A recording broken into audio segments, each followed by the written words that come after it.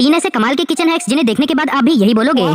Number 1, अगर packet से sauce निकालते समय वो ऐसे आपके हाथ में लग जाती है तो इसके लिए आपको पैकेट को कट करने के बाद उसे बर्तन के किनारे पर रखना है और ढक्कन की मदद से ऐसे प्रेस करते हुए पैकेट को बाहर खींचना है। आप देखोगे कि पैकेट से सॉस आसानी से निकल जाएगा और आपके हाथ भी बिल्कुल क्लीन रहेंगे। नंबर 2, सबसे पहले हम बोतल के ढक्कन को निकाल लेंगे, उसके बाद उसमें 2 छेद कर देंगे, साथ ही उसके दूसरे हिस्से पर इस तरह से कट लगा देंगे। अब कट लगाने के बाद 2 चॉपस्टिक को इसमें से निकाल देंगे और तैयार है हमारा जुगाड़ वाला चॉपस्टिक। जिन लोगों को चॉपस्टिक पकड़ने में तकलीफ होती है उनके लिए ये काफी सही है। नंबर 3, अगर आपको टमाटरों को जल्दी जल्दी 2 टुकड़ों में काटना है तो आपको टमाटरों को एक प्लेट में लेकर दूसरी प्लेट को उनके ऊपर रखना है और अब प्लेट के बीच में से ऐसे चाकू चलाते हुए टमाटरों को कट कर लेना है, जिससे ये सारे टमाटर एक साथ एक बार में ही कट हो जाएंगे।